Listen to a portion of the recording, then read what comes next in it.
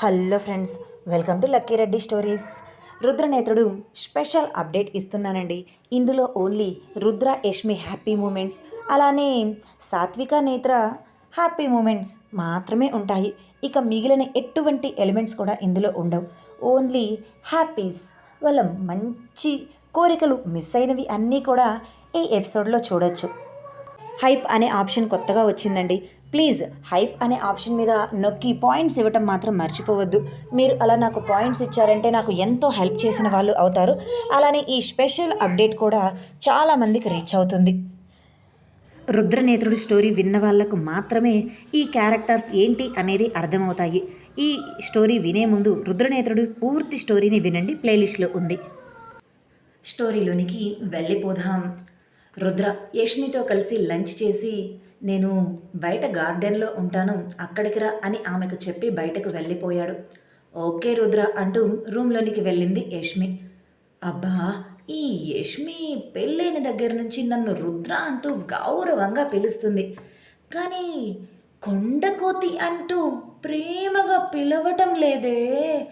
ఒకప్పుడు కొండకోతి అని ఎంత ఇష్టంగా పిలిచేది, కానీ ఇప్పుడు ఆ పిలుపులో అంత ప్రేమ ఇష్టం కనిపించటం లేదే అని నిరాశగా అనుకుంటూ గార్డెన్లో అటూ ఇటూ తిరుగుతున్నాడు.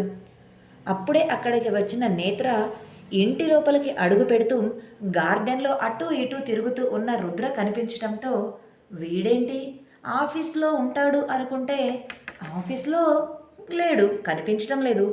ఇంటిలో యష్మితో హ్యాపీగా టైం స్పెండ్ చేస్తున్నాడు ఏమో అని నేను అనుకుంటే, అది కూడా లేకుండా కాలుగాలిన పిల్లిలా ఇలా గార్డెన్లో తిరుగుతున్నాడేంటి అని అనుకుంటూ రుద్ర ఎదురుగా వచ్చి నిలబడ్డాడు. రుద్ర నడవటానికి వీలు లేకుండా తను నడుస్తుంటే ఎదురుగా కాళ్ళు కనపడటంతో అప్పటి వరకు తలదించుకొని ఉన్న రుద్ర చిన్నగా తల ఎత్తి ఎదురుగా ఉన్న నేత్రాన్ని చూసి, ఏంట్రా దారి తప్పి వచ్చావా, నాకు ఎదురుగా నిలబడ్డావు అని విసుగ్గా అడుగుతూ అక్కడ ఉన్న బెంచ్ మీద కూర్చున్నాడు. నా సంగతి సరేలే, కానీ నువ్వు ఆఫీస్లో ఉంటావనుకుంటే లేవు, ఇంట్లో ఏం చేస్తున్నావు, ఆఫీస్లో కూడా వర్క్ చాలా ఉంది అని మీ ఆఫీస్ స్టాఫ్ ఒకరు నాతో అన్నారు. అది ఏమీ పట్టించుకోకుండా ఇక్కడ ఇలా తాపీగా తిరుగుతున్నావే అని వెటకారంగా అన్నాడు నేత్ర. నీకు బాగా వెటకారాలు ఎక్కువయ్యాయిరా, ఆ సాత్వికని పిలవమంటావా, వెటకారం గిటకారం అంతా తగ్గించేస్తుంది అని కోపంగా అన్నాడు రుద్ర. ఆ మాటకి గుర్రుగా చూస్తాడు నేత్ర. రుద్ర నవ్వుతూ, అసలు ముందు నువ్వు ఇక్కడికి ఎందుకు వచ్చావో చెప్పు, ఆఫీస్కి ఎందుకు వెళ్ళావు అని అడిగాడు. ఓ అద్దా, నాకు ఆఫీస్లో చిన్న ప్రాబ్లం వచ్చింది, అది నువ్వు సాల్వ్ చేస్తావేమో అని నీకోసం వెతుక్కుంటూ తిరుగుతున్నాను. ఆఫీస్కి వెళ్తే తమరు అక్కడ లేరు అని తెలిసింది, అందుకే ఇంటికి వచ్చాను. యష్మితో ఉంటావేమో అని అనుకుంటే యష్మి లోపల ఏదో పనిలో ఉంటే నువ్వు ఇక్కడ తిరుగుతున్నావు. మీ ఇద్దరు ఏమైనా గొడవ పడ్డారా ఏంటి, అందుకే డిస్టెన్స్ మెయింటైన్ చేస్తున్నారా అని కళ్ళు చిన్నవి చేసి డౌట్గా అడిగాడు నేత్ర. మా ఇద్దరికి గొడవ పడేంత సీన్ లేదులే, గొడవ వచ్చినా కూడా ఇలా డిస్టెన్స్ మెయింటైన్ చేసేంత దూరం కూడా మేము వెళ్ళలేదులే అని దిక్కులు చూస్తూ అన్నాడు రుద్ర. ఫేస్ ఏంద్రా అద్దో రకంగా పోయింది, ఏమైంది, యష్మి నిన్ను బాధ పెడుతుందా, ఒక్కవేళ నైట్ నిన్ను దగ్గరికి కూడా రానివ్వటం లేదా, నువ్వు తనకి ఇష్టం లేకుండా మెడలో తాళి కట్టావని, కానీ చూస్తుంటే నాకు అలా అనిపించటం లేదే, బాగానే ఉన్నారు అనిపిస్తుంది. ఒకప్పుడు నీ మీద ఎంతో కోపంగా ఉండేది యష్మి, కానీ ఇప్పుడు ఆ కోపం ప్లేస్లో ప్రేమ వచ్చి చేరి ప్రేమ చూపిస్తుంది నీ మీద. మరి నువ్వెందుకురా ఫేస్ ఇలా పెట్టి మాట్లాడుతున్నావు అని అడిగాడు నేత్ర. ఏమో నీ ఫ్రెండ్కి నా మీద ప్రేమ తగ్గిపోయింది ఏమో అని అప్పుడప్పుడు డౌట్ కొడుతుంది అని అన్నాడు రుద్ర. అప్పుడే అక్కడికి వచ్చి ఆ మాటలు విన్న యష్మి, ఏం మాట్లాడుతున్నావు రుద్ర, నాకు నీ మీద ప్రేమ తగ్గిపోవటం ఏంటి, అసలు నీకెందుకు వచ్చింది ఇప్పుడు ఆ డౌట్ అని నడుం మీద రెండు చేతులు పెట్టుకుని రుద్ర వైపే సూటిగా చూస్తూ అడిగింది. ఏమో నీ ప్రవర్తన చూస్తుంటే అలానే అనిపిస్తుంది, పెళ్ళికి ముందు నాతో ఎంత సరదాగా ఎంజాయ్ చేసేదానివి.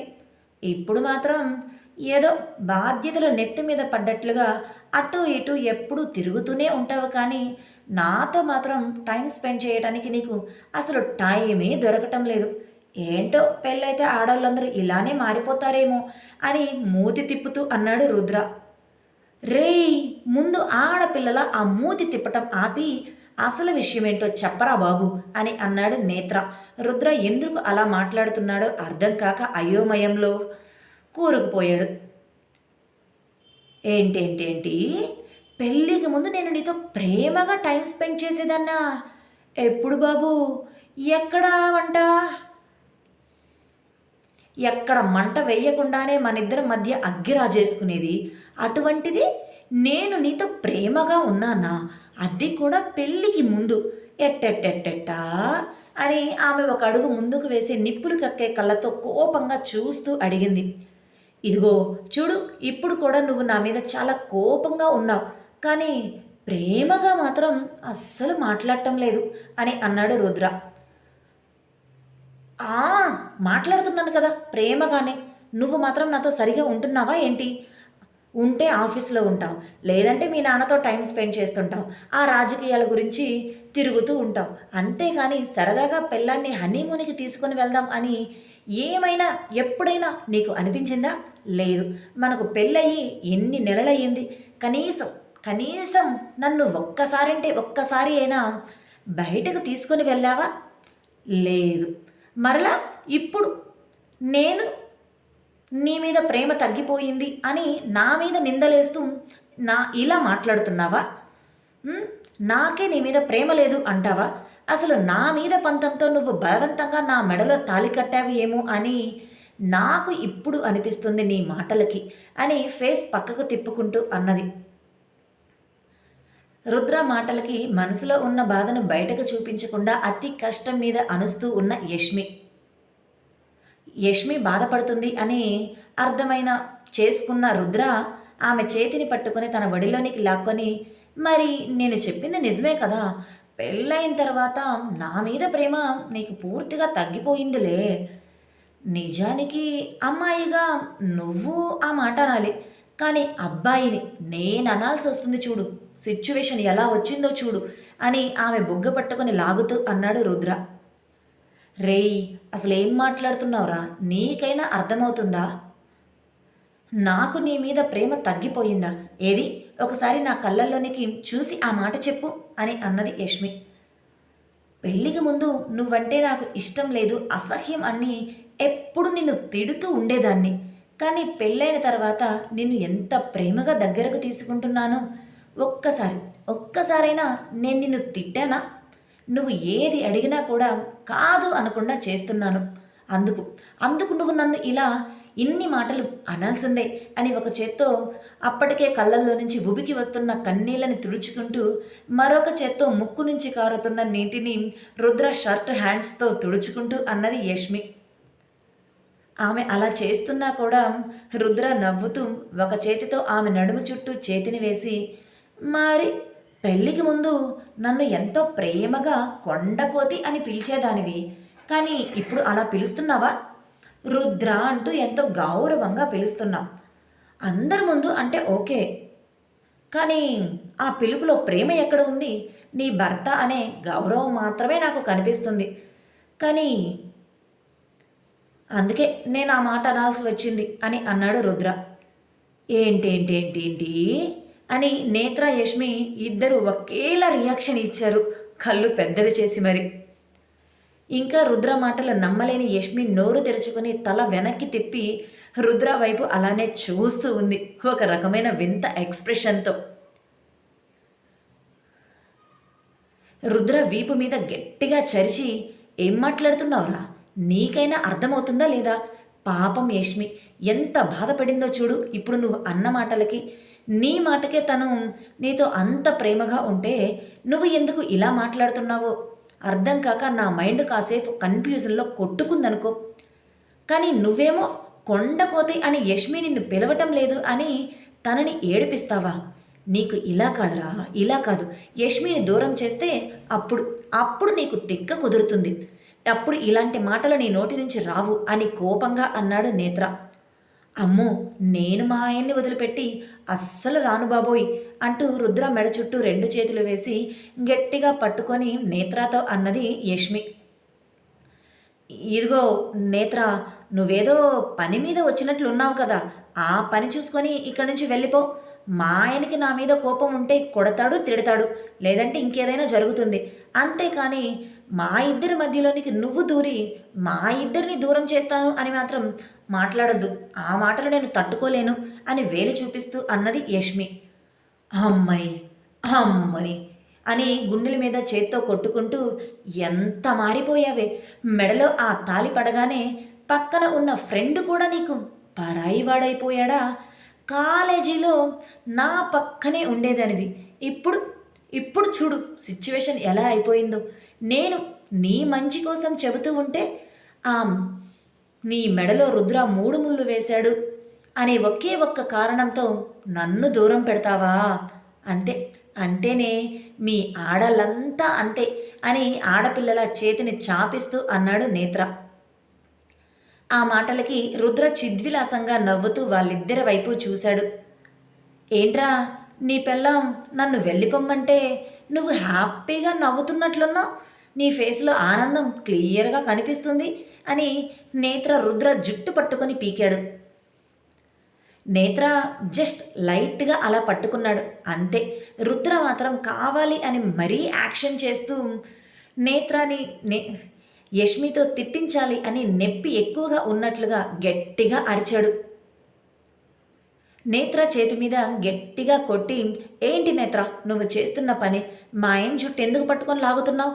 ఇంకొకసారి నువ్వు ఇలాంటి పని చేసావనుకో నీకు మర్యాదగా ఉండదు. వచ్చిన పని చూసుకొని వెళ్ళమని చెప్పాను కదా, మధ్యలో చిచ్చు పెడతావెందుకు మా ఇద్దరికి అని సీరియస్గా వార్నింగ్ ఇచ్చింది యష్మి.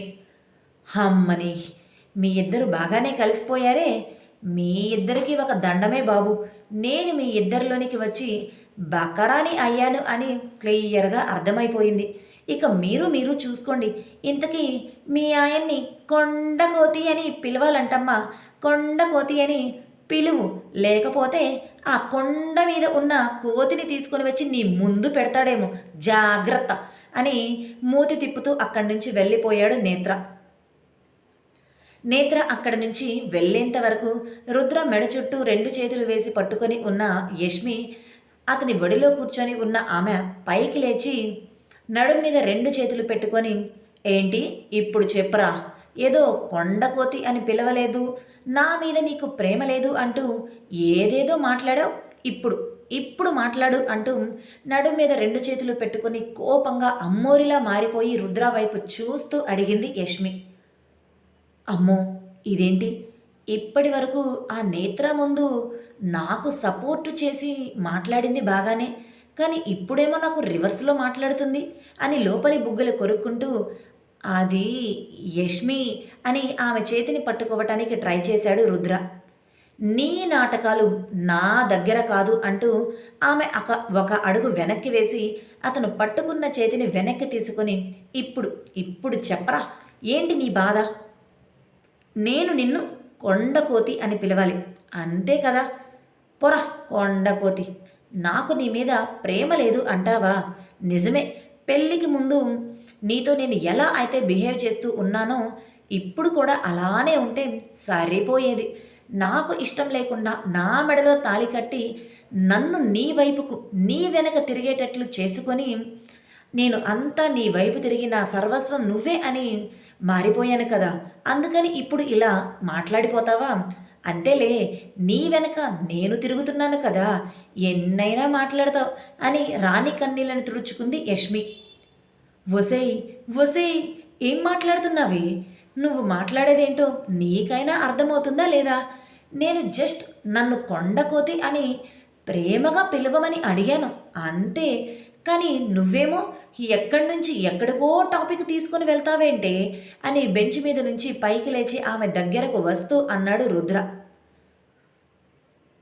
యష్మి ముక్కు చీరేస్తూ, నాకు కూడా పెళ్లి మీద ఎన్నో ఆశలు ఉన్నాయి, కానీ నువ్వు అవన్నీ నెరవేర్చావా?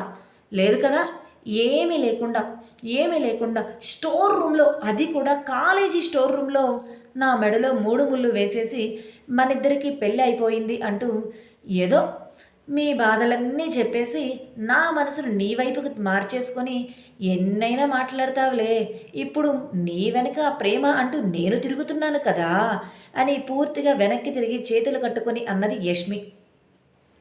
నేను కూడా మన పెళ్లి గురించి ఎన్నో కలలు కన్నానులేవే, పెళ్ళిలో నిన్ను చాలా ఏడిపించాలి అని కూడా అనుకున్నాను తెలుసా. కానీ ఏం చేస్తావు, ఆ కరణ్ గాడు చేసిన పనికి మన పెళ్ళి అలా జరగవలసి వచ్చింది అని ఆమె నడుము చుట్టూ చేతిని వేసి దగ్గరకు లాక్కొని ఆమె భుజం మీద గడ్డాన్ని ఆనిచ్చి అన్నాడు. ఏంటి, మన పెళ్ళిలో నన్ను ఏడిపిస్తావా, ఏడిపించాలి అని నువ్వు ఫిక్స్ అయిపోయావా అని తల వెనక్కి తిప్పి గుర్రుగా చూసింది యష్మి. అవును, చాలా అంటే చాలా ఏడిపించాలి అనుకున్నాను, అది కూడా నార్మల్గా కాదు, బాగా ఏడుపు మొహం పెట్టేయాలి నువ్వు, అలా ఉంటే బాగుంటుంది. మీ అమ్మ నాన్న ముందు నిన్ను ఇరికించి అలానే మీ అత్తయ్య అంటూ ఒక్క క్షణం ఆగి, అదే మామయ్య ముందు కూడా నువ్వు మాట్లాడలేని సిచ్యువేషన్ రప్పించి అప్పుడు నువ్వు ఏం మాట్లాడాలో అర్థం కాక ఇబ్బంది పడుతూ తికమక పడుతూ నన్ను మనసులో తిట్టుకుంటూ నా వైపు పళ్ళు కొరుక్కుంటూ చూస్తుంటే ఉంటుంది చూడు, అబ్బబ్బా ఆ కిక్కే వేరే, అన్నీ మిస్ అయిపోయాను కదా, ఏం చేద్దాం అని ఆమె బుగ్గ మీద ముద్దు పెట్టి అన్నాడు రుద్ర. అవునా, ఇన్ని అనుకున్నావా మన పెళ్ళిలో జరగాలి అని, ఇంతకీ మన పెళ్ళి ఎలా జరగాలి అని కోరుకున్నావో చెప్పండి కొండకోతి అని ఆమె పూర్తిగా అతని వైపు తిరిగి అతని బుగ్గ మీద ముద్దు పెట్టి అడిగి, ఒక్క నిమిషం, మన పెళ్ళిలో అత్తయ్య గారు ఉండాలి, ఆవిడ చేయవలసిన పనులు ప్రతి ఒక్కటి చెయ్యాలి, అప్పుడే నేను ఈ పెళ్ళి నువ్వు అనుకున్నట్లుగా జరగటానికి యాక్సెప్ట్ చేస్తాను అని అతని మాటల్లో అయినా సరే దాక్షాయిని ఉండాలి అని కండిషన్ పెట్టింది యష్మి. నాకు తెలిసే, నాకు బాగా తెలుసు నీ గురించి, మా అమ్మ మీద నాకు మనసులో ఎంత ప్రేమ ఉందో నేను బయటకు చూపించను, కానీ ఆ ప్రేమను బయటకు తీసుకురావటానికి నువ్వున్నావు కదా అని మనసులో అనుకుని తన నుదిటితో ఆమె నుదిటిని ఢీకొట్టాడు. దూరం నుండి వాళ్ళ మాటలు వింటున్న నేత్ర నవ్వుకుంటూ వాళ్ళ దగ్గరకు వచ్చి, అబ్బో ఇద్దరూ బాగానే కలిసిపోయారే, ఇంతకీ ఆ పెళ్ళిలో మేము ఉంటామా ఉండమా, లేదంటే మీరిద్దరు మాత్రమే ఉండి పెళ్లి చేసుకుంటారా అని నడుం మీద 2 చేతులు పెట్టుకుని ఇద్దరి వైపు కన్నెగరేస్తూ అడిగాడు. రేయ్ సెక్యూరిటీ గాడివి, నువ్వు లేకుండా పెళ్ళెలా జరుగుతుందరా, నా పెళ్ళిలో, అది కూడా సీఎం కొడుకు పెళ్ళిలో సెక్యూరిటీ లేకపోతే ఎలా అని గట్టిగా నవ్వాడు రుద్ర. అబ్బా, ఈ రుద్ర నన్ను సెక్యూరిటీ అనకుండా మాత్రం వదిలిపెట్టడే, ఎక్కడి నుంచి మొదలుపెట్టాడో కానీ ఆపన మాత్రం ఆపటం లేదు అని తల పట్టుకున్నాడు నేత్ర. యష్మి కొండకోతి అని పిలవకుండా ప్రేమగా రుద్ర అని పిలుస్తుంటే రుద్ర మనసులో ఉన్న ఫీలింగ్స్ బహుశా ఇలానే ఉంటాయి కాబోలు. ఆ తర్వాత యష్మి పెళ్లి చూపులు ఎలా జరిగాయో చూద్దాం. ఇదిగో యష్మి, రేపు అమ్మా నాన్నలతో మీ ఇంటికి పెళ్లి చూపులకి వస్తున్నాను అని యష్మికి చెప్పాడు రుద్ర. అప్పటి వరకు అతడి ఒడిలో కూర్చొని కబుర్లు చెబుతూ ఉన్న యష్మి, ఏం మాట్లాడుతున్నావు, నేను ఇంకా మా ఇంట్లో ఈ విషయం చెప్పనే లేదు, వాళ్ళు మన ప్రేమ గురించి చెప్తే ఎలా రియాక్ట్ అవుతారో ఏంటో, అదీ కాక నువ్వు ఈ రాష్ట్రానికి సీఎం అయిన రాజేంద్ర ప్రసాద్ గారి కొడుకువి, ఇప్పుడు నేను ఏం చేయాలి, ఇవన్నీ సరే ఇంతకీ మీ ఇంట్లో చెప్పావా లేదా నీ అంటూ యష్మి తల మీద చిన్నగా కొట్టి, చెప్పకుండా మీ ఇంటికి పెళ్లి చూపులకి రేపు వస్తాను అని ఎలా చెబుతానే, నిజానికి నీకు చెప్పకుండా నేనే మా పేరెంట్స్ తీసుకొని మీ ఇంటికి వచ్చి సర్ప్రైజ్ ఇవ్వాలి అనుకున్నాను, కానీ అలా చేస్తే నువ్వు గుండాగి చస్తావు కదా, అందుకే ఆ తర్వాత నాకు ప్రాబ్లం అవుతుంది నువ్వు లేకపోతే నా పక్కన, అందుకే ముందే ఇన్ఫర్మేషన్ ఇస్తున్నాను, ఆ తర్వాత నాకు ప్రాబ్లం కదా నువ్వు నా పక్కన లేకపోతే, అందుకే ముందు ఇన్ఫర్మేషన్ ఇస్తున్నానులే అని ఏదో జారి పడినట్లుగా చెప్పాడు. నువ్వు నాతో జోక్ చేయటం లేదు కదా అని అనుమానంగా అడిగింది యష్మి. అవునే, జోక్ చేస్తున్నాను, రేపు ఏప్రిల్ 1 కదా, మా పేరెంట్స్ని తీసుకొని వచ్చి మీ ఇంట్లో పెళ్లి చూపులు అని చెప్పి ఏప్రిల్ ఫూల్ చెయ్యాలి అని నిన్ను నీ ఫ్యామిలీని ఏప్రిల్ ఫూల్ చేస్తే అప్పుడు నేను ఆనందపడొచ్చు అని ఫిక్స్ అయ్యానే అని ఆమె ముక్కు పట్టుకు లాగుతూ అన్నాడు రుద్ర. అది కాదు రుద్ర, నేను ఇంకా ప్రిపేర్ కాలేదు పెళ్ళికి. మన చదువు అయిపోయింది అంతే కదా. ఇంకా నేను జాబ్ చేస్తున్నాను. కనీసం 1 ఇయర్ అయినా జాబ్ చేయాలి కదా. నువ్వు అని చెబుతున్న యష్మి రుద్ర చూపులకి ఆగిపోయి తల తిప్పుకుంది. కనీసం అతని వైపు కూడా చూడలేక. ఇదిగో, నువ్వు ఇలాంటి సోది కబుర్లు చెప్పావంటే మాత్రం నాకు అస్సలు నచ్చదు. రేపు నేను మీ ఇంటికి పెళ్లి చూపులకి వస్తున్నాం అంతే, నా మాట ఫైనల్ అని చెప్పేసి ఆమెను పట్టించుకోకుండా అక్కడి నుంచి వెళ్ళిపోయాడు రుద్ర. అబ్బా, ఈ రుద్రాకేంటి పెళ్లి చూపులు అని చెప్పేసి వెళ్ళిపోయాడు. ఇంకా నేను నా పేరెంట్స్కి కూడా ఈ విషయం చెప్పనే లేదు. ఎలా చెప్పాలి అని నేను సతమతమైపోతూనే 1 గంట సేపు అక్కడే గడిపేసింది యష్మి. దూరం నుంచి ఈ యష్మి ఫేస్లో కనిపిస్తున్న హావభావాలు చూస్తూ ఉన్న రుద్ర, ఇప్పుడే ఏముందే, ఇంకా ముందు ముందు చూడు, నీకు అప్పుడు ఈ రుద్ర ఇచ్చే ట్రీట్మెంట్ ఎలా ఉంటుందో తెలుస్తుంది. గిల్ల గిల్ల కొట్టేసుకుంటావు చూడు అని నవ్వుకున్నాడు. అందులో కూడా ప్రేమ 100% ఉంటుంది అని నవ్వుకొని ఆమె అక్కడి నుంచి ఇంటికి వెళ్ళేంత వరకు ఆమెనే చూసి అప్పుడు తన ఇంటికి వెళ్ళిపోయాడు రుద్ర. ఆ నైట్ అంతా యష్మికి నిద్ర లేదు. తన ప్రేమ గురించి తన తల్లిదండ్రులకు ఎలా చెప్పాలో అర్థం కాక ఆలోచిస్తూనే టైం అంతా గడిపేసింది. అమ్మ, నాన్న అంటూ వాళ్ళ దగ్గరకు వెళుతుంది. వాళ్ళు ఏంటే అని అడిగితే అది ఏం లేదులే అంటూ వెనక్కి తిరిగి తన రూమ్లోనికి వెళ్ళిపోతుంది. అలా చాలాసార్లు జరిగింది. కానీ విషయం మాత్రం చెప్పలేకపోయింది. సర్లే, రేపు ఉదయం ఎలాగూ రుద్ర వస్తాడు కదా, అప్పుడు తనే మాట్లాడతాడులే. ఇప్పుడు నేనెందుకు దీని గురించి టెన్షన్ పడటం అని అనుకొని రిలాక్స్డ్గా పడుకుంది. కానీ ఆ రిలాక్సేషన్ ఎంతోసేపు ఉండలేదు. కనీసం ఒక్క మాట కూడా చెప్పకుండా వాళ్ళని పెళ్లి చూపులకు రమ్మన్నానే అని నా పేరెంట్స్ నన్ను అడిగితే నేను ఏం సమాధానం చెప్పాలి అని అనుకుంటూ ఆ నైట్ అంతా కూడా నిద్రకు దూరమైపోయింది యష్మి. తన అంతరాత్మ, నీ పేరెంట్స్ నీ ప్రేమ గురించి చెప్తే ఒప్పుకుంటారు కదా, ఎందుకు ఇలా వెనకడుగు వేస్తున్నావు వాళ్లకు నీ ప్రేమ గురించి చెప్పకుండా? చెప్పి చూడు, నీకే తెలుస్తుంది అని అడిగింది. అమ్మో, ఒకవేళ ఒప్పుకోకపోతే? ఇప్పుడే నా చదువైపోయి ఆఫీస్లో వర్క్ చేయాలి అంటూ జాయిన్ అయ్యాను. 1 ఇయర్ వరకు పెళ్ళి లేదు అంటూ చెప్పాను. మరి ఇప్పుడు నేను ప్రేమించిన అబ్బాయి పెళ్లి చూపులకి వస్తున్నాడు అంటే వాళ్ళు ఎలా తీసుకుంటారో ఏంటో అని భయంగా ఉంది. అలా తను ఆలోచనలతో ఉండగానే చంద్రుడు వెళ్ళిపోయి సూర్యుడు రానే వచ్చేసింది. అంటే తెల్లవారిపోయింది. రుద్ర వస్తాడు, చూసుకుంటాళ్లే అని వదిలేసింది. కానీ ఆ రోజు ఎంత వెయిట్ చేసినా కూడా రుద్ర తన పేరెంట్స్ని తీసుకుని పెళ్లి చూపులకి తన ఇంటికి రానే లేదు. మధ్యాహ్నం వరకు చూసింది, కానీ రుద్ర జాడ కనిపించలేదు. ఏంటి ఈ రుద్ర రాలేదు అని రుద్రకి ఫోన్ చేసింది. కానీ ఫోన్ కలవలేదు. తను ఆఫీస్కి కూడా వెళ్లకుండా ఇంటిలోనే ఉంది. కానీ సాయంత్రం వరకు రుద్ర నుంచి ఎటువంటి ఇన్ఫర్మేషన్ రాలేదు. రుద్రకి ఏదైనా అయ్యిందా అనే టెన్షన్ ఆమెలో పెరిగిపోయింది. ఫోన్ చేసింది, ఫోన్ కలవలేదు.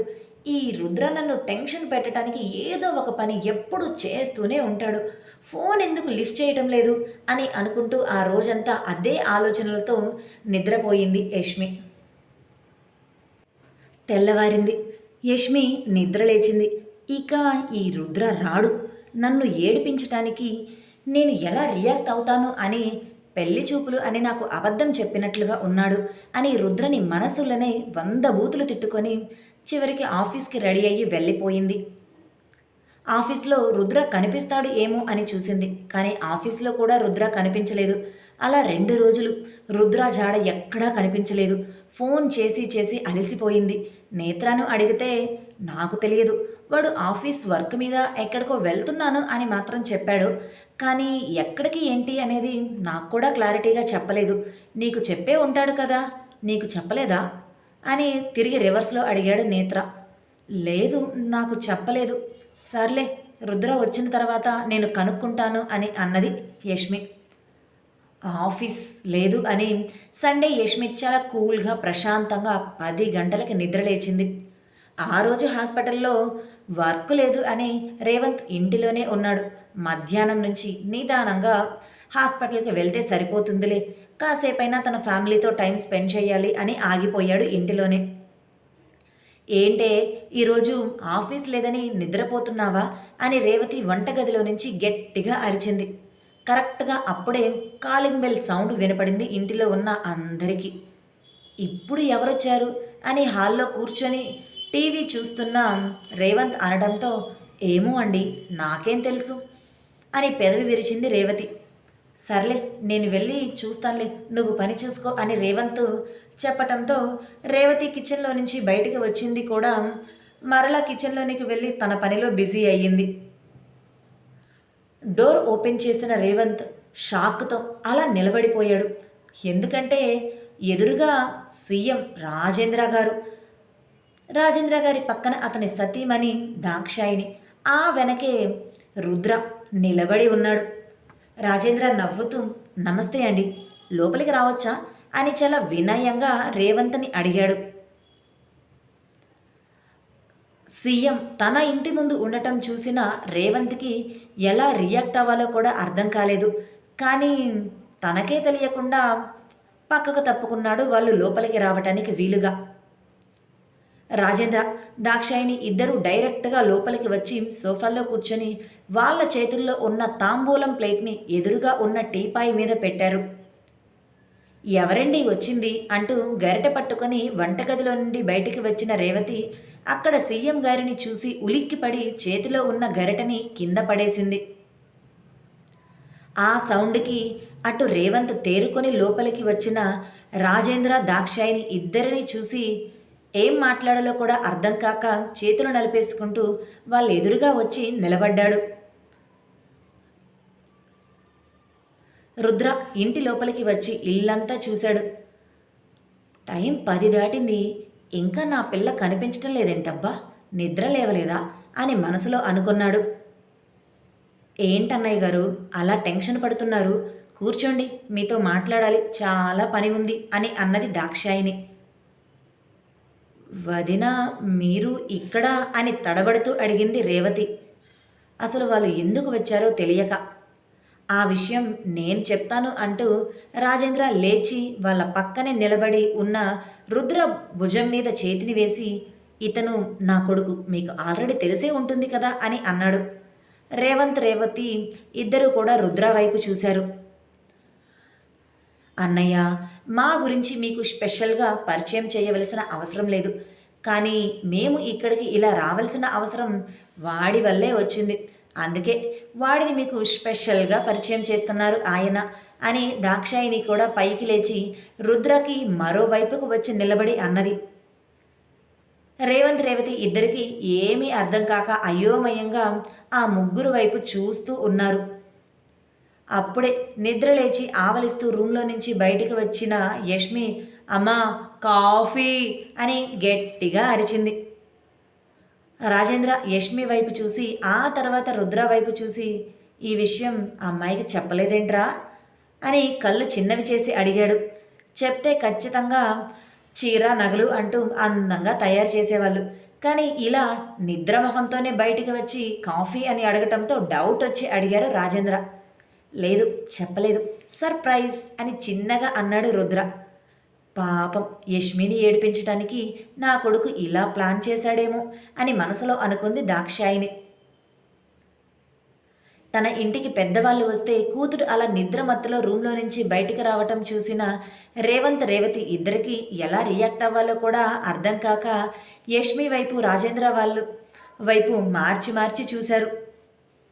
కూతురు మీద గట్టిగా అరవనూ లేక నిద్రమత్తు కళ్ళతోనే తన రూమ్లో నుంచి బయటకు వచ్చి సోఫాలో కూర్చొని, ఏంటమ్మా కాఫీ అడిగితే ఎటువంటి రెస్పాన్స్ లేదు, నన్ను తిట్టడానికి అయితే మాత్రం నీకు నోరు వస్తుంది, కానీ ఇప్పుడు కనీసం కాఫీ గురించి అడిగితే సమాధానం చెప్పటానికి నీకు నోరు రావటం లేదా అని అన్నది యష్మి.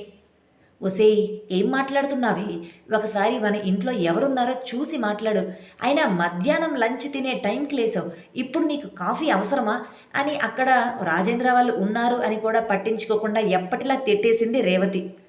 మన ఇంటికి నాకు తెలియకుండా ఎవరమ్మా వచ్చింది అంటూ అప్పటి వరకు తన తల్లి వైపు మాత్రమే చూస్తూ ఉన్నది కాస్త తల్లి చూపు ఎక్కడ ఉందో గమనించి అటువైపు చూసి అప్పటి వరకు సోఫాలో దర్జాగా కూర్చొని ఉన్నది కాస్త ఒక్కసారిగా పైకి లేచి స్టాచ్యూలా నిలబడింది.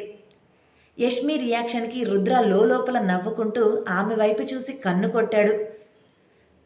కోపంగా రుద్రనే చూసి లోపల తిట్టుకుంటూ వీడు పెళ్లి చూపులు అని ఎప్పుడో చెప్పి ఇప్పుడు వాళ్ళ పేరెంట్స్ని తీసుకొని వచ్చి నా కొంప ముంచాడే, అసలే మా అమ్మ నా మీద కారాలు మిరియాలు నూరడానికి ఫిక్స్ అయిపోయిద్ది, ఇప్పుడు ఇక ఏకంగా రోట్లోనే వేసి నన్ను దంచుతుందేమో అని అనుకుంటూ రూమ్లోనికి వెళ్ళాలా లేదంటే ఇక్కడే ఉండాలా అని అర్థం కాక అయోమయంగా దాక్షాయిని వైపు చూసింది. దాక్షాయిని నవ్వుతూ యష్మి దగ్గరకు వచ్చి, ఏంటే అలా కంగారు పడిపోతున్నావు? నేనేమైనా నీకు కొత్త ఏంటి నువ్వు అలా కంగారు పడిపోతున్నావు? నువ్వేమీ కంగారు పడద్దు. నిన్ను నా కోడలుగా చేసుకోవడానికి మీ పేరెంట్స్ని పర్మిషన్ అడగటానికి ఇక్కడికి వచ్చాం. నువ్వు నాతో ఫస్ట్ నుంచి ఎలా ఉంటావో ఇక పైన కూడా అలానే ఉండవచ్చు. మనిద్దరం ఎప్పటికీ ఒకే చోట ఉండొచ్చు, అత్త కోడలల్లా అని నవ్వుతూ కన్ను కొట్టి అన్నది దాక్షాయిని. అమ్మో కన్ఫర్మ్, మా అమ్మ నాకు ఏకంగా పాడే కట్టేస్తుంది. ఈ రుద్ర అన్నంత పని చేసేశాడు, సర్ప్రైజ్ అని నన్ను చంపేయాలి అని ఫిక్స్ అయ్యాడు అని మనసులో అనుకుంటూ కసిగా రుద్ర వైపు చూసింది. యష్మి ఫీలింగ్స్ మనసులో ఎలా ఉన్నాయో అర్థమైన రుద్ర లోపలే నవ్వుకుంటూ బాగుందా సర్ప్రైజ్ అని లిప్ మూమెంట్ ఇచ్చాడు.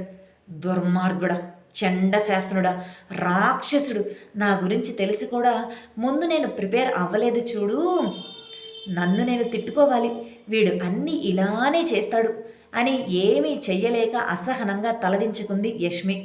అందరి ముందు తన కోపాన్ని అసహనాన్ని బయట పెట్టలేక. మీరేం మాట్లాడుతున్నారో నాకేమీ అర్థం కావటం లేదు అని రేవంత్ అయోమయంగా రాజేంద్ర వైపు చూసి అడిగాడు. ఇందులో మీకు అంతగా అర్థం కాకపోవటానికి ఏముందండి? మీ అమ్మాయి మా అబ్బాయి ఇద్దరు ప్రేమించుకున్నారు, మీకు ఇష్టమైతే వాళ్ళిద్దరు పెళ్లి చెయ్యాలి అని మేము ఇక్కడికి వచ్చాం అని నవ్వుతూ అన్నాడు రాజేంద్ర. ఏంటేంటి అని ఒక్కసారిగా నోరు తెరిచారు రేవంత్ రేవతి ఇద్దరు. ఏంటి మీరు అలా నోరు తెరుస్తున్నారు? మీకు ఇంకా యష్మి విషయం చెప్పలేదా అని యష్మి ఆల్రెడీ వాళ్ళిద్దరికీ విషయం చెప్పి ఉంటుంది ఏమో అని అడిగింది.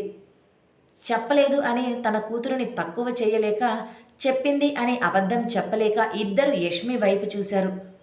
అమ్మో వీళ్ళిద్దరేంటి ఇలా నా వైపు చూస్తున్నారు? కొంపదీసి ఇక్కడికిక్కడే నన్ను మర్డర్ చేసేస్తారా ఏంటి అని భయంగా అనుకుంటూ వాళ్ళ వైపు చూడలేక తలదించేసింది. ఏంటన్నయ్య గారు యష్మి వైపు అలా చూస్తున్నారు? తను ఇంకా మీకు విషయం చెప్పలేదు అని మాకు అర్థమైపోయింది. ఆడపిల్ల కదా, అందుకే సహజంగా ఉండే భయంతో మీకు చెప్పలేదేమో.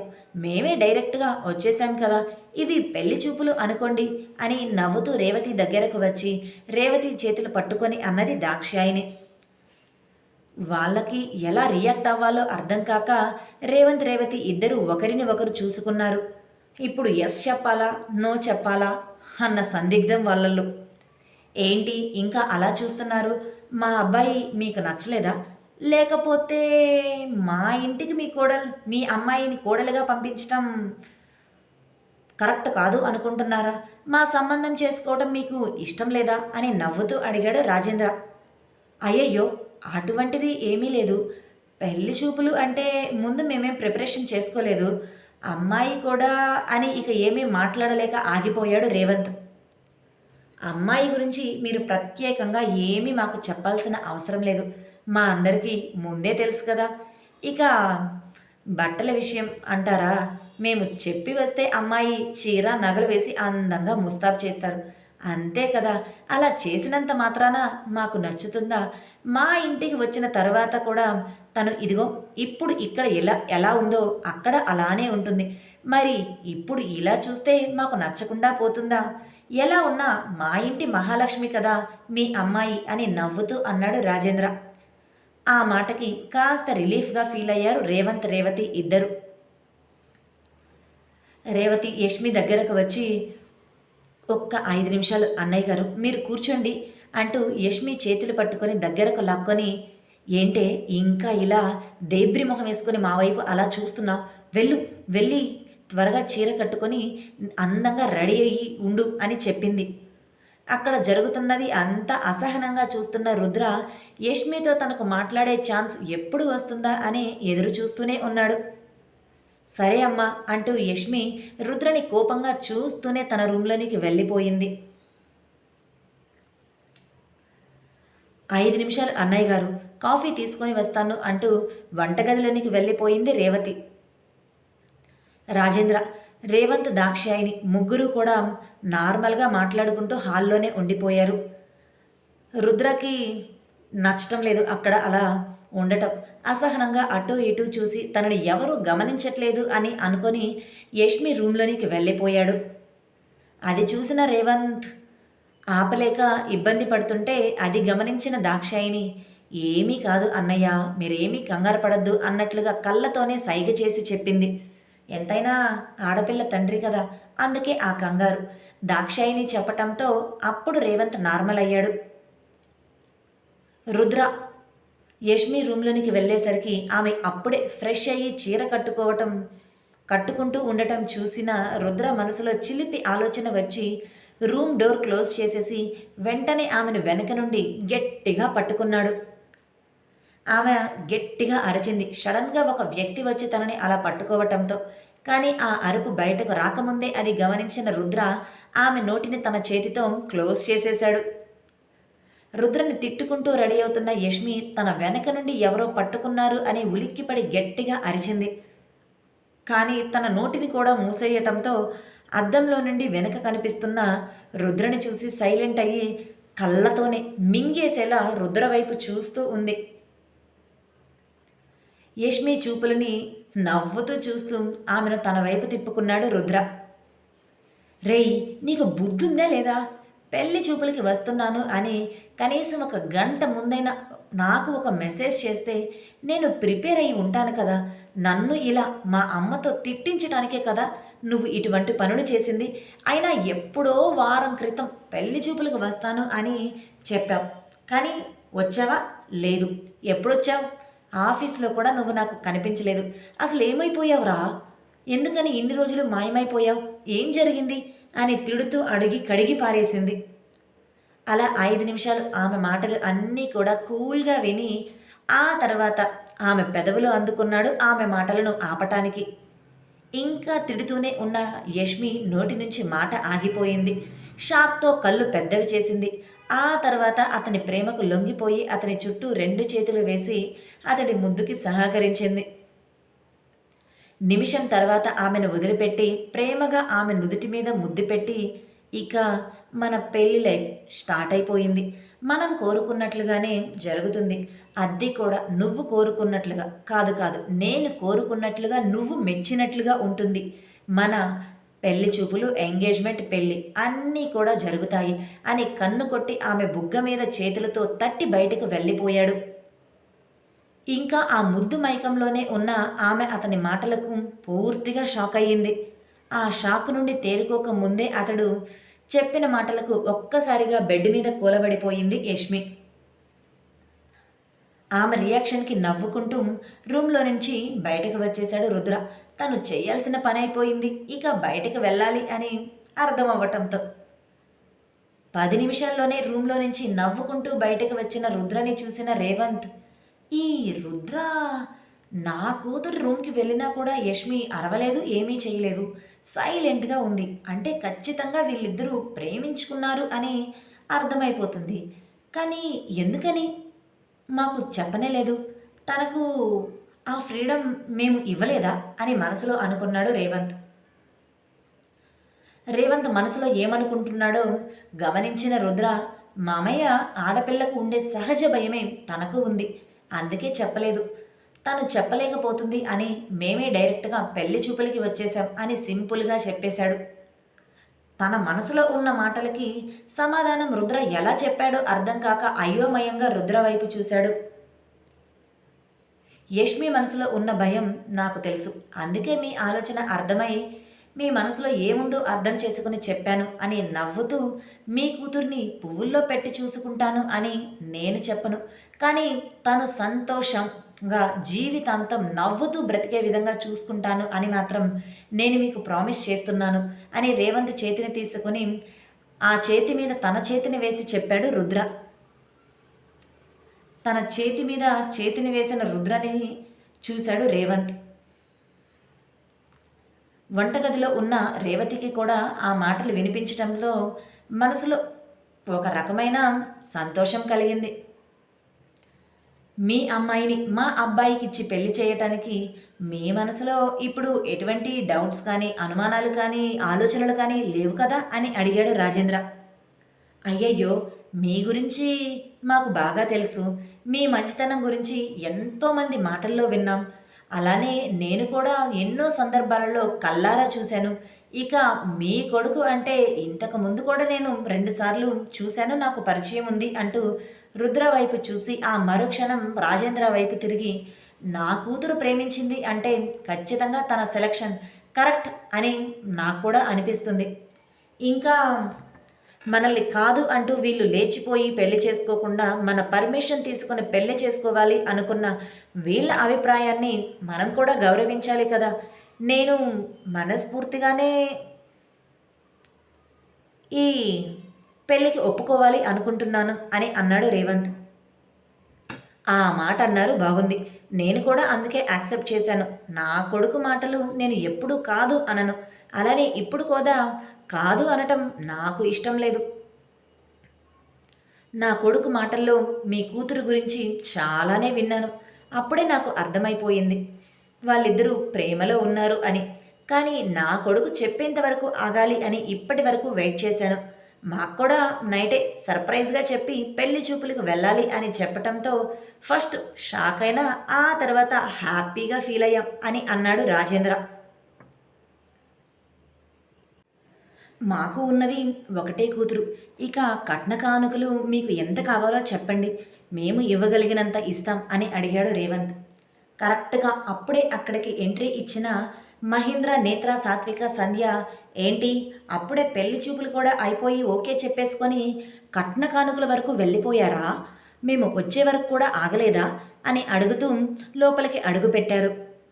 వచ్చారా, రండి, మీకోసమే ఎదురు చూస్తున్నాం అని రాజేంద్ర లేచి మరీ మహేంద్ర వాళ్లకు ఎదురు వెళ్ళి వాళ్ళని లోపలికి తీసుకొని వచ్చాడు. నేత్ర, సంధ్య ఆల్రెడీ వాళ్లకు తెలియటంతో ఇక మహేంద్ర వాళ్ళు రాజేంద్ర వాళ్ళ తరపు అని అనుకుంటూ రేవంత్ వచ్చిన వాళ్ళందరికీ కూడా మర్యాదలు చేస్తూ కూర్చోండి అంటూ సోఫాలు చూపించారు. సంధ్య డైరెక్ట్గా రుద్ర పక్కకు వచ్చి నిల్చొని అతని చేతిని గట్టిగా పట్టుకొని మా అన్నయ్య కాబోయే భార్య యష్మి, దానికి నాకు చాలా హ్యాపీగా ఉంది. కానీ వీళ్ళిద్దరి పెళ్లి జరగాలి అంటే నాకు ఆడపడుచు కట్నం భారీగా ఇవ్వాలి అని నడుం మీద ఒక చేతిని పెట్టుకొని వాళ్ళ వైపు చూస్తూ డిమాండ్ చేసింది. ఆ మాటలు విన్న రేవంత్, రేవతి ఇద్దరూ కూడా ఆశ్చర్యపోయారు. సంధ్య ఇలా మాట్లాడగలుగుతుందా అని అనుకుంటూ. మాకు తెలిసిన సంధ్య ఎప్పుడు ఇలా మాట్లాడేది కాదే, కానీ ఇప్పుడు ఇలా ఎందుకు మాట్లాడుతుంది అని మనసులో అనుకున్నారు. మిగిలిన వాళ్ళందరూ నవ్వుతూ రేవంత్, రేవతి ఇద్దరి వైపు చూశారు. సంధ్య ఏం అడగాలి అనుకుంటుందో వాళ్లకు తెలుసు. అందుకు హలో, నీకు మాత్రమే కాదు, ఇక్కడ నేను కూడా ఉన్నాను, నాకు కూడా ఫ్రెండ్ కింద కట్నం ఇవ్వాలి అని సంధ్య పక్కకు వచ్చి ఆమె మరో చేతిని పట్టుకుంటూ అన్నాడు నేత్ర. ఆ మాటకు మరింత అవాక్కయ్యారు రేవంత్, రేవతి ఇద్దరు. ఎక్కడైనా ఆడపడుచు కట్నం అంటే సహజంగా ఉంటుంది, కానీ ఫ్రెండ్కి కూడా కట్నమా అని. హలో, మీ ఇద్దరికి మాత్రమేనా, నాకు కూడా స్పెషల్గా కట్నం ఇవ్వాలి అని రుద్రకి మరోవైపు వచ్చి నిలబడి అన్నది సాత్విక. ఇక వాళ్ళ మాటలకి బిత్తరపోయి చూడటం రేవంత్, రేవతి ఇద్దరి వంతు అయ్యింది. కట్నం ఇవ్వటానికి వీళ్ళు ఇలా ఒకరి తర్వాత ఒకరు అడగటం ఆశ్చర్యంగా అనిపిస్తుంది. అప్పుడే రూమ్లో నుంచి రెడీ అయ్యి బయటికి వచ్చిన యష్మి వాళ్ళందరి మాటలు విని, ఏంటి ఈ రుద్ర నన్ను పెళ్లి చేసుకోవాలి అంటే నేను మీ అందరికీ కట్నం ఇవ్వాలా అని స్టైల్గా నడుచుకుంటూ వచ్చి తన తల్లిదండ్రులు ఇద్దరి మధ్యలో నిలబడి తన తల్లిదండ్రుల ఇద్దరి చేతులను పట్టుకొని అన్నది. అంత పెద్దవాళ్ళు వచ్చి సంబంధం అడుగుతుంటే ఓకే అని చెప్పాలి. చిన్న చిన్న కట్నం విషయం దగ్గర గొడవ పెట్టుకోవటం ఎందుకు అని మనసులో అనుకున్న రేవతి, ఏం మాట్లాడుతున్నావు యష్మి అని అడిగింది. అమ్మా, నువ్వు కాసేపు ఆగు అని తన తల్లిని ఆపి, ఇప్పుడు చెప్పండి, మీకు ఏం కట్నం కావాలి? నా తండ్రి మీకు కాదు అనకుండా ఇస్తాడు. ఉన్నది ఒక్క కూతురిని. అయినా మీరడిగే కట్నానికి మా నాన్న భయపడి పారిపోతారో అనుకుంటున్నారా ఏంటి? మీరు అడిగినంత ఇస్తారు అని కన్నెగరేస్తూ మీకేం కావాలో చెప్పండి అన్న లెవెల్లో అడిగింది యష్మి. రేవంత్కి అక్కడ ఏం జరుగుతుందో అర్థం కావటం లేదు. అంత అయోమయంగా అనిపిస్తుంది. వాళ్ళేమో విచిత్రంగా కట్నాలు అడగటం, యష్మి ఏమో అడగండి అని రెచ్చిపోవటం. రేవతి మాత్రం భయంగా ఫీల్ అవుతూ తన కూతురిని ఆపటానికి ట్రై చేసింది. కానీ యష్మి ఆగుతుందా? ఆగలేదు. ఏం జరుగుతుందో ఏంటో అని మరింతగా లోపల భయపడింది. ఫస్ట్ నేను చెప్తా అని సాత్విక అనటంతో, హా చెప్పు, నీకేం కావాలి కట్నం కింద అని అన్నది యష్మి. నాకు మా బావకి పెళ్ళి అని ఆమె అనటంతో అక్కడ ఉన్న వాళ్ళందరూ ఒక్కసారిగా అవాక్కయ్యి, ఏం మాట్లాడుతున్నావు అని అన్నారు. అబ్బా, చెప్పేది పూర్తిగా వినండి. వినకుండానే అవాక్కైపోతారేంటి? నాకు నేత్ర బావకి పెళ్ళి జరుగుతున్నప్పుడు మహిత అత్తయ్య లేదు అని నేత్ర బాధపడతాడు. కానీ అలా బాధపడకుండా మా పెళ్లి చేయవలసిన బాధ్యత నీకు, నీ మొగుడు అయిన ఇదిగో ఈ రుద్ర ఇద్దరికీ ఉంది. అది నువ్వు ఫుల్ఫిల్ చేయాలి. అలా అయితేనే నేను ఈ పెళ్ళికి ఒప్పుకుంటాను అని స్టైల్గా అన్నది. అప్పటి వరకు స్పెషల్ కట్నం అంటే ఇంకా ఏంటో అని అనుకున్న రేవతి ఆ మాటలకి రిలీఫ్గా ఫీల్ అయ్యారు. అలానే వాళ్ళ మధ్య ఉన్న బాండింగ్కి కూడా ఆనందంగా ఫీల్ అయ్యారు. ఓకే, యాక్సెప్టెడ్ అని అన్నది యష్మి. నెక్స్ట్ నేను అంటూ నేత్ర ఒక అడుగు ముందుకు వేసి, ఇదిగో యష్మి, పెళ్ళైన తర్వాత ఇదిగో నా పక్కన ఉన్నాడే ఈ రుద్ర అంటూ రుద్ర వైపు కోపంగా చూస్తూ, వీడికి మాత్రం నువ్వు 3 చెరువుల నీళ్లు తాగించాలి. అలా తాగిస్తాను అని నాకు మాట ఇస్తేనే మీ ఇద్దరి పెళ్ళికి ఇప్పుడు నేను ఒప్పుకుంటాను. లేదు నా మొగుడు ప్రేమ అన్నావే అనుకో, ఈ పెళ్ళి క్యాన్సిల్ అని అన్నాడు నేత్ర. ఆ మాటకి అవాక్కవటం అక్కడ ఉన్న అందరి వంతయింది. రేయ్, ఏం మాట్లాడుతున్నావురా? కట్నం కింద ఏం అడుగుతున్నావురా అని మహేంద్ర గారు అడిగారు. నీకు తెలియదులే నాన్న, నువ్వు ఊరుకో, సైలెంట్గా ఉండండి. వీడి ఓవర్ యాక్షన్లు కాలేజీలో మామూలుగా ఉండదు తెలుసా? వీడికి ఎదురు తిరిగిన ఏకైక ఆడపిల్ల మన యష్మి మాత్రమే. మరి అటువంటప్పుడు వాళ్ళిద్దరికీ పెళ్లి జరుగుతుంది. ఇక ఆ పెళ్లి తర్వాత యష్మి వీడికి 3 చెరువుల నీళ్లు తాగిస్తుంటే వీడు గుక్క పెట్టి ఏడవాలి. అది నేను నా కళ్ళారా చూసి నవ్వాలి అని కసిగా రుద్ర వైపు చూస్తూ అన్నాడు నేత్ర. ఏంటి, అవునా కాదా? నేను అడిగినట్లు చేస్తావా చెయ్యవా అని నేత్ర రెట్టించి అడిగాడు. అమ్మో, ఈ నేత్రనే నాకు 3 చెరువుల నీళ్లు తాగిస్తాడు. కాదు 30 చెరువుల నీళ్ళైనా తాగిస్తాడు. ఇక నేను అవును అని ఎలా చెప్పగలను? చెప్పినా ఈ రుద్ర నన్ను బ్రతకనిస్తాడా? వీడి మాయ మాటలతోనే నాకు చుక్కలు చూపిస్తాడు. ప్రేమ అంటాడు. ఆ ప్రేమను ఫీల్ అయ్యేలోపే ప్రేమగా ఏడిపిస్తాడు అని మూతి తిప్పుకుంటూ మనసులో అనుకుంది యష్మి. ఏంటి యష్మి, సైలెంట్గా ఉన్నావు? మాట్లాడు. నేను చెప్పిన దానికి నువ్వు ఒప్పుకుంటున్నావా లేదా అని అడిగాడు నేత్ర. సైలెంట్గా ఉండకపోతే నువ్వు చెప్పిన ప్రతి దానికి ఓకే చెప్పేస్తారంట్రా సెక్యూరిటీ అని నేత్ర తల మీద గట్టిగా కొట్టాడు రుద్ర. ఇదిగో, ఇలా అయినా నువ్వు రోజుకి 10 సార్లు వాడిని కొట్టాలి. నేను వాడిని కొట్టలేకపోతున్నాను, కానీ నువ్వు మాత్రం కొట్టాలే అని కసిగా అన్నాడు నేత్ర. ఆ మాటకి అక్కడ ఉన్న అందరూ కూడా గట్టిగా నవ్వారు. అన్నయ్య, ఇక నీ మాట చెల్లదలే, కానీ పక్కకు తప్పుకో. నీ విషయంలో కట్నం క్యాన్సిల్ అని నేత్రాన్ని పక్కకు నెట్టేసి, ఇదిగో నేను అడిగిన ఆడబడుచు కట్నం మాత్రం నువ్వు నాకు ఇవ్వాల్సిందే అని అన్నది సంధ్య. నీకేం కావాలి? ఆశా చాక్లెటా అని నడుం మీద 2 చేతులు పెట్టుకొని అడిగింది యష్మి.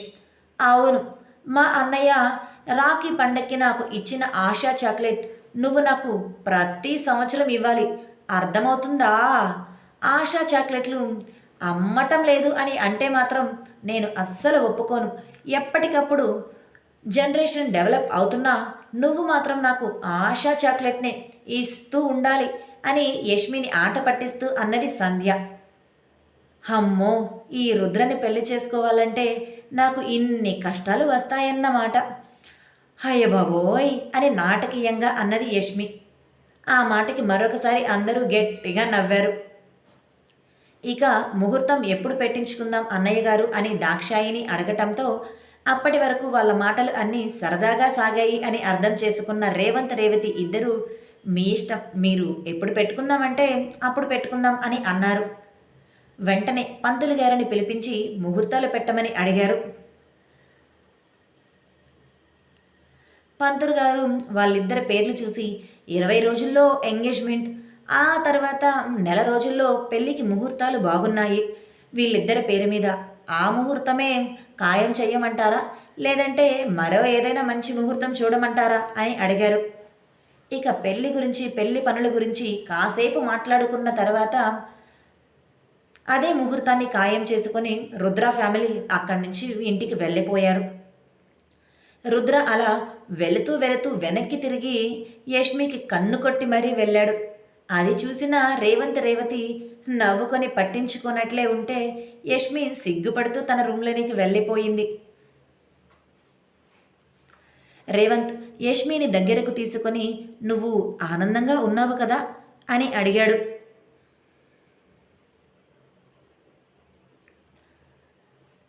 నానా, ఐఎమ్ సారీ, నేను మీకు ముందే ఈ విషయం చెప్పాలి అనుకున్నాను, కానీ చెప్పలేకపోయాను అంటూ తలదించుకుంది యష్మి.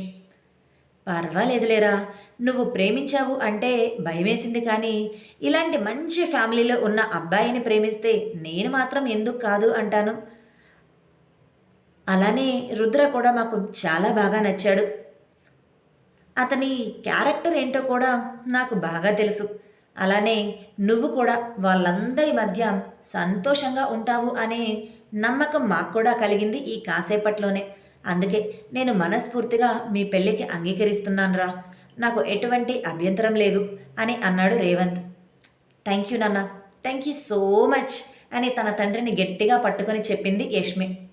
అమ్మా, నీకు కూడా ఈ పెళ్ళి ఇష్టమే కదా అని రేవతిని అడిగింది. ఇష్టమే అన్నట్లుగా కూతురుని దగ్గరకు తీసుకుంది రేవతి. ఇప్పటి వరకు రుద్ర తన పెళ్లి చూపులు ఎలా జరగాలో చెప్పి యష్మి వైపు చూశాడు. యష్మి ఒక్కసారిగా రుద్రని గట్టిగా హత్తుకొని థ్యాంక్ యూ సో మచ్ అని అన్నది. ఎందుకు అన్నట్లుగా చూశాడు రుద్ర. నా మాట ప్రకారంగా అత్తయ్యను మీరు అన్ని బాధ్యతల్లో తీసుకొని రావటమే కాకుండా సంధ్యని మీ సొంత చెల్లెల్లా భావించి పెళ్లి చూపుల్లో కూడా ఉండాలి అని ఆడబడుచు కట్నం అడిగే విధంగా అనుకున్నారు కదా, అందుకు. కానీ అక్కడ కూడా ఆశ చాక్లెట్ అనటం మాత్రమే నాకు నచ్చలేదు అని మూతి తిప్పుతూ అన్నది యష్మి. ఆ మాటకి రుద్ర గట్టిగా నవ్వుతూ సంధ్యకి కావలసినవి అన్నీ నేను ఇస్తాను, కానీ నా భార్యగా వచ్చే అమ్మాయి ఇంటి నుంచి తను ఏమీ కోరుకోదు, అమ్మలాంటి ప్రేమ తప్ప. అందుకే సంధ్యకి ఆ ప్రేమని నువ్వు అందిస్తావు అని నాకు తెలుసు, కానీ సరదాగా చాక్లెట్ అన్నానులే. ఎంతైనా మా ఇద్దరి మధ్య అనుబంధం ఆ చాక్లెట్తోనే కదా మొదలయ్యింది అని నవ్వుతూ అన్నాడు రుద్ర. ఆ మాటకి మనస్ఫూర్తిగా నవ్వింది యష్మి. ఇక తర్వాత చెప్పండి, ఎంగేజ్మెంట్ ఎలా జరగాలి, ఏ విధంగా మీ మనసులో ఫిక్స్ అయిపోయారు, ఏ విధంగా జరిగితే బాగుండు అనుకున్నారు అని అడిగింది. సరే నువ్వే చెప్పు, ఎంగేజ్మెంట్ ఎలా జరగాలి అని అనుకుంటున్నావో అని యష్మిని తిరిగి అడిగాడు రుద్ర. నాకు ఎంగేజ్మెంట్ అంటే పెద్ద ఆశలు ఏమీ లేవు, సింపుల్గా జరిగితే చాలు, ఓన్లీ మన ఫ్యామిలీ మెంబర్స్ మధ్యలో, అంతే. అలా అయితే ఓకే, అలానే ప్లాన్ చేస్తాను, ఈ ఒక్క విషయంలో మాత్రమే అని అంటూ రుద్ర మరలా ఎంగేజ్మెంట్ ఎలా జరిగితే బాగుంటుందో చెప్పటం స్టార్ట్ చేశాడు. యష్మికి కూడా చాలా ఇంట్రెస్టింగ్గా అనిపించటంతో నిజంగా తన కళ్ళ ముందు రుద్ర చెప్పేది అంతా జరిగినట్లుగా ఫీల్ అవుతూ విన్నది. ఆఫీస్ వర్క్ అంటూ నేను చాలా బిజీగా ఉండాలి. నువ్వు నాకు ఫోన్ కాల్స్ చేసి చేసి నాతో మాట్లాడడానికి ట్రై చేసి చేసి విసిగిపోవాలి. ఏంటి అని యష్మి నోరు తెరిస్తే ఎస్ అలానే జరగాలి అని కన్ను కొట్టాడు రుద్ర. ఇది మరీ టూ మచ్గా నీకు అనిపించటం లేదా? ప్రతి చోట నన్ను ఏడిపించడమే నువ్వు పనిగా పెట్టుకుంటున్నావు రుద్ర అని రుద్ర గుండెల మీద చిన్నగా కొడుతూ అన్నది యష్మి. మరి అలా నిన్ను ఏడిపిస్తేనే కదా ఇదిగో ఈ మూతి సున్నాలా చుట్టి నన్ను వైపు తిప్పుకుంటా. మరి అటువంటప్పుడు నాకు అలానే ఇష్టం అని కన్ను కొడుతూ ఆమె బుగ్గ పట్టుకు లాగుతూ అన్నాడు రుద్ర. సరే సర్లే కానీ అంటూ అతను బుగ్గ కొరికేస్తూ అన్నది యష్మి. రుద్ర గట్టిగా నవ్వుతూ మరల ఎంగేజ్మెంట్కి తన మనసులో ఉన్న ఆలోచనలు ఏంటో చెప్పటం స్టార్ట్ చేశాడు. అలా రోజులు గడిచి ఎంగేజ్మెంట్ రోజు రానే వచ్చింది. రుద్ర ఎంత బిజీగా ఉన్నా షాపింగ్ రోజు మాత్రం యష్మితో కలిసి ఆమెకు తనకు స్పెషల్గా ఎంగేజ్మెంట్ డ్రెస్ అలానే తన వాళ్ళందరికీ కూడా రుద్రనే బట్టలు సెలెక్ట్ చేసి మరీ తీసుకున్నాడు. నగలు కూడా యష్మి ఇష్ట ప్రకారమే తీసుకున్నాడు. తను ఏమి వేసుకోవాలో కూడా యష్మి చెప్పింది ఆమె సెలెక్ట్ చేసినవే తీసుకున్నాడు రుద్ర. సింపుల్గా ఒక చిన్న ఫంక్షన్ హాల్, హడావుడి ఏమీ లేదు, ఫ్యామిలీ మెంబర్స్ మధ్యలోనే. యష్మి ఫ్యామిలీ తరపున వాళ్ళకు బాగా దగ్గరైన చుట్టాలు ఒక 20 మందిని వరకు పిలిచారు. సీఎంగా ఉన్న రుద్ర ఒకరిని పిలిచి ఒకరిని పిలవకపోతే బాగోదు కాబట్టి ఓన్లీ వాళ్ళ ఫ్యామిలీస్ మాత్రమే వచ్చాయి. రాజేంద్ర తరపున ఎవరూ రాలేదు. మహేంద్ర, నేత్ర, రమ్య, రాహుల్, సాత్విక, సంధ్య, రుద్ర, రాజేంద్ర, దాక్షాయిని వీళ్ళు మాత్రమే. ఇక మిగిలిన కార్తిక్, సురేష్ వీళ్ళు ఎప్పుడూ కూడా రాజేంద్ర పక్కన ఉండనే ఉంటారు కాబట్టి వాళ్ళు కూడా ఆ ఫంక్షన్కి అటెండ్ అయ్యారు. సంధ్య, సాత్విక ఇద్దరు రుద్రకి సపోర్ట్ చేస్తూ ఉంటే నేత్ర యష్మికి సపోర్ట్ చేస్తూ ఉన్నారు. అలా అందరి సమక్షంలో ఆటపాటలతో సరదాగా నవ్వుతూ ఇద్దరి ఎంగేజ్మెంట్ జరిగింది. సింపుల్గా అని చెప్పాను కానీ మరీ ఇంత సింపుల్గా జరగాలి అని నేను అనుకోలేదు అని యష్మి అంటుంటే పెళ్ళి బీభత్సంగా జరుగుతుంది కదా, నువ్వేమీ కంగారు పడదులే అని కన్ను కొట్టాడు రుద్ర. అదేదో నిజంగా వాళ్ళిద్దరి పెళ్ళి అలానే జరుగుతున్నట్లుగా మాటల్లో చెప్పుకుంటున్నారు అంతే. అమ్మో నువ్వు బీభత్సం అన్నావు అంటే ఖచ్చితంగా నన్ను బాగా ఏడిపిస్తావన్నమాట. అయినా సరే నువ్వు ఇలా చెప్తుంటే నాకు చాలా అంటే చాలా బాగా నచ్చింది. నాకు పెళ్ళి కాలేజీలో స్టోర్ రూమ్లో జరిగింది అనే ఫీలింగ్ కూడా ఎగిరిపోయింది తెలుసా రుద్ర అని నవ్వుతూ అతని చుట్టూ 2 చేతులు వేసి గట్టిగా పట్టుకుంది యష్మి. రుద్ర నవ్వుతూ ప్రేమగా ఆమె తల మీద ముద్దు పెట్టాడు. రుద్ర, యష్మి ఇద్దరి ఎంగేజ్మెంట్ జరిగింది. అలానే నేత్ర, సాత్విక ఇద్దరి ఎంగేజ్మెంట్ ఎలా జరిగింది, ఆ తర్వాత వాళ్ళ పెళ్ళి ఎలా జరిగింది, పెళ్ళికి ముందు రుద్ర యష్మిని ఏ విధంగా ఏడిపించాడు, ఆట పట్టించాడు, వాళ్ళిద్దరి జంట మాత్రమే కాకుండా నేత్ర, సాత్విక జంట జీవితంలో వాళ్ళు అనుకున్న విధంగా పెళ్ళి ఏ విధంగా జరిగింది, అవన్నీ కూడా రుద్ర మనసులో ఉన్న ఫీలింగ్స్ అన్నీ యష్మితో ఏ విధంగా చెప్పాడు. చెప్పిన తర్వాత యష్మి ఎంత ఆనందంగా ఫీల్ అయ్యింది. వాళ్ళ ఇద్దరి హ్యాపీ మూమెంట్స్, వాళ్ళ పెళ్ళిలో సంధ్య, రేవంత్, రేవతి, దాక్షాయిని, రాజేంద్ర, మహేంద్ర, రమ్య, రాహుల్ అందరూ కూడా ఏ విధంగా పార్టిసిపేట్ చేశారు, ఏ విధంగా అల్లరి చేశారు, అలానే పెళ్ళి తర్వాత వాళ్ళ ప్లాన్స్ ఏంటి, వాళ్ళ జీవితం వాళ్ళు అనుకున్న విధంగా జరగకపోయినా కూడా వాళ్ళ మనసులో ఉన్న కోరికలని ఒకరితో ఒకరు చెప్పుకొని ఏ విధంగా సంతృప్తి పడ్డారు అనేది అంతా తెలుసుకోవాలి అనుకుంటున్నారా? అయితే నెక్స్ట్ అప్డేట్లో మీకు అన్నీ వస్తాయి. ఇప్పటికే గంట ఎపిసోడ్ అయిపోయింది. గంట ఎపిసోడ్ వినాలి ఒకేసారి అంటే కష్టమైపోతుంది. అందుకే ఇంకో గంట ఎపిసోడ్ మరొక అప్డేట్స్తో ఇస్తాను. రుద్రనేత్రుడు స్పెషల్ హ్యాపీ మూమెంట్స్ అప్డేట్స్ అన్నమాట. అందులో ఓన్లీ హ్యాపీ మూమెంట్స్, సస్పెన్స్ ఏమీ ఉండదు. మధ్య మధ్యలో చిన్న చిన్న చిలిపి పనులు, రొమాంటిక్ వేషాలు కూడా ఉంటాయి. రుద్ర, నేత్ర తమ పార్ట్నర్స్తో చేసిన పనులు, మధ్య మధ్యలో సంధ్య తన అన్నయ్యలతో వదినలతో చేసిన అల్లరి కూడా ఉంటుంది. ఇవన్నీ కూడా నెక్స్ట్ రుద్రనేత్రుడు స్పెషల్ అప్డేట్లో మీకు వస్తాయి. ఈ స్టోరీ విన్న తర్వాత please like, share, comment, subscribe చేసుకోవటం మాత్రం మర్చిపోవద్దండి. చాలా పెద్ద అప్డేట్ ఫస్ట్ టైం ఇస్తున్నాను. మరి ఎలా ఉంటుందో వింటారో లేదో చూద్దాం.